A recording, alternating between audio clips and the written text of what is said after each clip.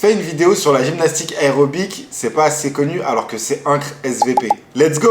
Et comme j'aime comparer les sports, qui a le physique le plus explosif et le plus complet entre un gymnaste aérobique et un danseur hip-hop? Je te dis ça tout de suite. Pour commencer, la gymnastique aérobique, c'est de l'explosivité, du rythme et de la précision à haute intensité. C'est 90 secondes d'effort, sans interruption, et crois-moi, ça pique. Chaque mouvement est cadencé au dixième de seconde, t'as pas le droit à l'erreur sur le tempo. Il développe une endurance anaérobie lactique puissante.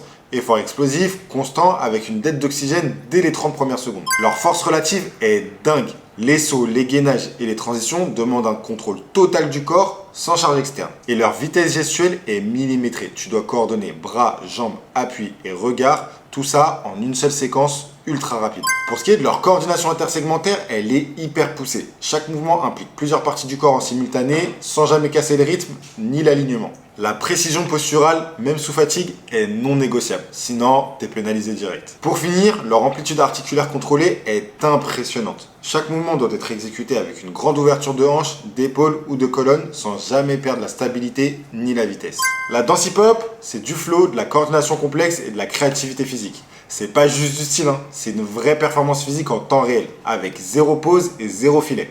Ils ont une coordination intersegmentaire incroyable. Chaque partie du corps peut agir indépendamment sans jamais casser le flow. Leur explosivité est multidirectionnelle, saut, spin, freeze, tout part du sol, souvent sans élan. Et ils ont une proprioception de très haut niveau. Chaque mouvement doit s'adapter à l'espace, au beat et au public. C'est aussi de la force isométrique pure, parce que tenir un freeze, une planche ou un équilibre dynamique, ça demande une tension statique énorme et un contrôle musculaire total. Et niveau mental, c'est de la créativité sous pression, de la gestion du rythme, de la fatigue et de la scène en temps réel. On termine avec leur réactivité neuromotrice qui est ultra affûtée. Ils doivent capter le rythme, anticiper l'espace et adapter leur gestuelle en temps réel à la musique, au sol ou à l'improvisation de l'adversaire. Pour ce qui est de mon avis, si tu veux du rythme, de la précision chirurgicale et une endurance musculaire continue, la gymnastique aérobique domine. Mais si tu veux un corps capable d'exploser dans toutes les directions, un contrôle fluide et une créativité athlétique, là, la danse hip-hop prend l'avantage. Du coup, selon toi, qui a le physique le plus explosif et le plus complet? Un gymnaste aérobique ou un danseur hip-hop? Et dis-moi en commentaire si tu veux que je te compare d'autres sports.